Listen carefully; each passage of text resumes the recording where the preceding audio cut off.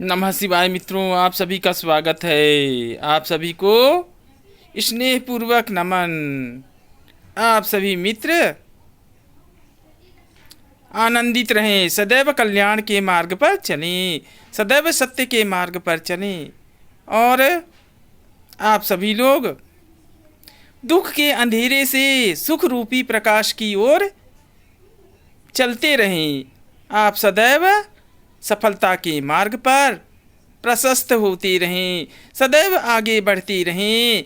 किधर बढ़ें? आनंद की ओर बढ़ें, प्रसन्नता की ओर बढ़ें। दुख के विचारों को त्याग दीजिए, क्योंकि दुख के विचारों को पकड़ना ही दुख प्राप्ति का मार्ग है। अतः दुख के विचारों को तत्काल त्यागिए, क्योंकि जिस तरह से जो सागर है कचरे को क्या करता है? किनारे में लगा देता है। इसी तरह से कुविचारों को, बुरे विचारों को, नकारात्मक विचारों को किनारे लगाइए। जब तक आप उन्हें किनारे नहीं लगाएंगे, आप कैसे पॉजिटिव हो सकते हैं? आपके अंदर जब तक निगेटिविटी अर्थात निगेटिव एनर्जी चलती रहेगी, कैसे आप सकारात्मक बन सकते हैं? कैसे सबल बन सकते हैं? सबल बनिए, सकारात्मक बनिए, सदैव आनंद और प्रसन्नता की ओर बढ़िए। नकारात्मक विचारों को तत्काल त्याग दीजिए। प्रसन्नता के वातावरण को हमेशा निर्मित कीजिए। अपने विचारों को शक्तिशाली बनाइए। आपके विचारों में बुरे विचार समाहित न हो जाएं, आपके दिमाग में बुरे विचारों का कचरा न भर जाए। अतः सदैव सकारात्मक विचारों का स्वागत कीजिए और नकारात्मक को त्याग दीजिए। दुख के विचारों को छोड़ना ही सुख की ओर बढ़ना है। ऐसा कोई कारण नहीं है जिसके कारण आप दुखी हो जाएं। भगवान श्री कृष्ण ने क्या कहा? तुम क्या लेकर आए थे? तुम्हारा क्या खो गया कि तुम दुखी होते हो? अर्थात यह संसार हमें किस लिए मिला है? आनंदित रहने के लिए मिला है। भगवान की लीलाओं का दर्शन कीजिए। भगवान प्रकृति के रूप में हर जगह स्थित हैं। यह प्रकृति ही ईश्वर का दूसरा रूप है। प्रकृति हमारा पालन पोषण करती है। यह प्रकृति हमारी माता है। अर्थात हम सदैव प्रकृति की गोद में हंसते रहें, खेलते रहें, आनंदित रहें।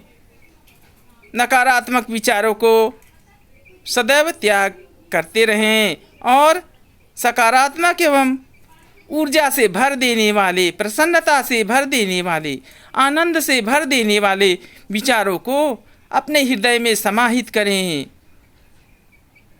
आपके मुखमंडल पर प्रसन्नता हो, आनंद हो, श्रेष्ठ विचार हो। श्रेष्ठ विचार ही आपको सफलता की ओर ले जाते हैं। जहाँ पर श्रेष्ठता नहीं है, वह कैसी सफलता? जहाँ पर प्रेम नहीं है, वह कैसी सफलता? जहाँ पर भक्ति नहीं है, वहाँ कैसा आनंद? अर्थात प्रेम, भक्ति, वैराग्य, इन सभी के भावों को हृदय में समाहित करने पर ही आनंद रूपी कमल खिलता है। आनंद और प्रसन्नता का कमल उसी के हृदय में खिलता है जो भक्ति भाव से विभोर हैं, दुख के विचारों को छोड़ने के लिए तत्पर हैं। अतः दुख के विचारों का त्याग ही सुख की ओर पहला कदम है। अतः आनंदित रहें, प्रसन्न रहें।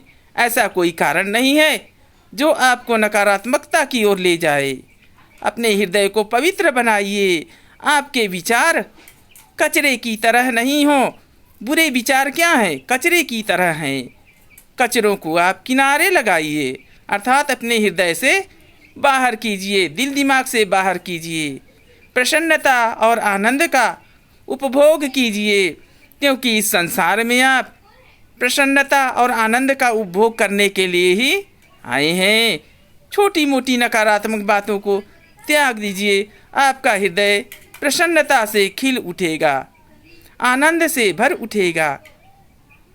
सदैव ईश्वर का स्मरण कीजिए, ईश्वर की भक्ति की ओर अर्थात अपना मुख आध्यात्म की ओर मोड़िए। आध्यात्म का मार्ग ही आपको सुख प्रदान करता है, दुख से मुक्ति प्रदान करता है।